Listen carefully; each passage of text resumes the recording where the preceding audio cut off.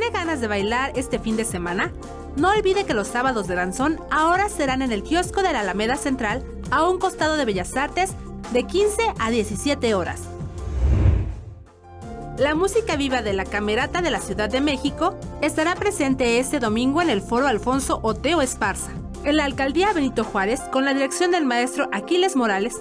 La cita es a las 14 horas. En el marco del Festival Internacional de Música del Mundo, el domingo se presentará la banda Residente en el Zócalo capitalino. No se lo puede perder a partir de las 17 horas.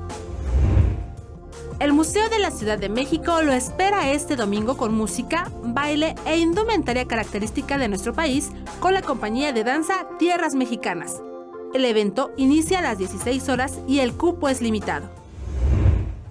También el Museo del Estanquillo le invita a un recorrido personificado por la exposición Escenas de Pudor y Liviandad, a cargo de Carol Volcan, sábado y domingo a partir de las 16 horas.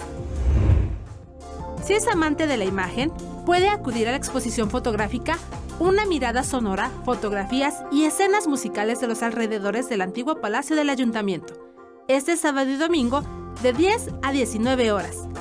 Con información de Cintia Carranza, 21 Noticias.